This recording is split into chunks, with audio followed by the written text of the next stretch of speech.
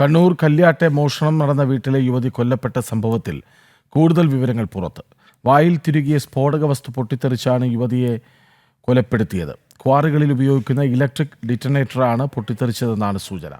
കർണാടക സാലിഗ്രാമത്തിലെ ലോഡ്ജിൽ വെച്ചായിരുന്നു ദർശിത കൊല്ലപ്പെട്ടത്. ദർശിതയുടെ സുഹൃത്ത് സിദ്ധരാജുവിനെ കർണാടക പോലീസ് കസ്റ്റഡിയിലെടുത്തു. ദർശിതയുടെ ഭർത്താവിൻ്റെ വീട്ടിൽ നിന്ന് 30 പവൻ സ്വർണവും 4 ലക്ഷം രൂപയും കാണാതായി. വിവരങ്ങളുമായി മിഥുൻ പിള്ള ഒപ്പം ചേരുന്നു. മിഥുൻ, ഇത് വല്ലാത്തൊരു ക്രൂര കൊലപാതകമായി പോയി. അതായത് അടിമുടി ദുരൂഹതയുണ്ട് എന്നല്ലേ മനസ്സിലാക്കേണ്ടത്? തീർച്ചയായും ഷാജി, കഴിഞ്ഞ വെള്ളിയാഴ്ചയാണ് കണ്ണൂർ കല്യാട്ടെ ഈ വീട്ടിൽ ഒരു മോഷണം നടന്നത്. അതായത് ഈ ഭർത്താവിന്റെ അമ്മയും സഹോദരനും ഒക്കെ വീട്ടിന് പുറത്തേക്ക് പോയ സമയത്ത് ആണ് ഈ മോഷണം നടന്നതെന്നാണ് മനസ്സിലാക്കാൻ വേണ്ടി സാധിക്കുന്നത്. ഇതിന് പിന്നാലെ ഈ മകന്റെ ഭാര്യയായ കർണാടക സ്വദേശി ദർശിതയെ വീട്ടിൽ നിന്ന് കാണാതാവുകയും ചെയ്തിരുന്നു.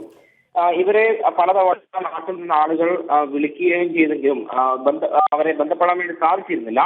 ഇതിനിടയിലാണ് കർണാടക സാലിഗ്രാമത്തിലെ ഒരു ലോഡ്ജ് മുറിയിൽ മരിച്ച നിലയിൽ കണ്ടെത്തിയെന്ന വിവരം വീട്ടുകാർക്ക് ലഭിക്കുന്നത്.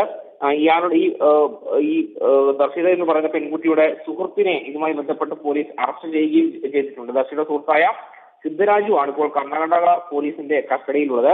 അതായത് വീട്ടിൽ നിന്ന് സ്വർണവും പണവുമായി ദർശിത പോയി എന്നൊരു വിലയിരുത്തലാണ് പൊതുവെ ഉള്ളത്. ഇത് ഈ സുഹൃത്തുമായി ഇത് വീടും വെക്കുന്നതിനെ സംബന്ധിച്ചുള്ള തർക്കമാണോ, അതോ ഈ സ്വർണം ഒറ്റയ്ക്ക് സ്വന്തമാക്കാനുള്ള ശ്രമത്തിന്റെ ഭാഗമായി ദർശിതയെ സുഹൃത്ത് കൊലപ്പെടുത്തിയതാണോ എന്നൊരു സംശയം കൂടി നിലനിൽക്കുന്നുണ്ട്. ഈ ലോഡ്ജ് മുറിയിൽ വെച്ച് വായുഭാഗം തകർന്ന നിലയിൽ ചോര വലിപ്പിക്കുന്ന നിലയിലാണ് ഈ ദർശിതയുടെ മൃതദേഹം പോലീസ് കണ്ടെത്തിയത്.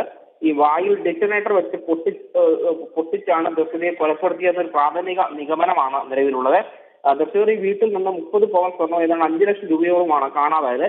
ഈ സംഭവത്തിൽ ഒരു ദുരൂഹത നിലനിൽക്കുന്നു എന്ന് തന്നെയാണ് പറയേണ്ടത്. അതിലും ഈ ദർശിതയുടെ സുഹൃത്തായ സിദ്ധരാജുവിനെ കസ്റ്റഡിയിൽ വാങ്ങി ചോദ്യം ചെയ്യാനുള്ള നിലപാടിലാണ് ഇപ്പോൾ ഈ കേസ് അന്വേഷിക്കുന്ന ഇരിക്കൂർ പോലീസ് ഉള്ളത്. കാരണം ഈ കേസുമായി ബന്ധപ്പെട്ട ഒരു വ്യക്തത വരണമെങ്കിൽ ഈ സുഹൃത്തിനെ ചോദ്യം ചെയ്യണമെന്ന് തന്നെയാണ് പോലീസ് വ്യക്തമാക്കുന്നത്.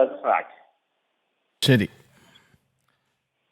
കണ്ണൂർ കല്യാട്ടെ മോഷണം നടന്ന വീട്ടിലെ യുവതി കൊല്ലപ്പെട്ട സംഭവത്തിൽ കൂടുതൽ വിവരങ്ങൾ പുറത്തുവരുന്നു. വിവരങ്ങൾ നൽകുകയായിരുന്നു മിഥുൻ പിള്ള.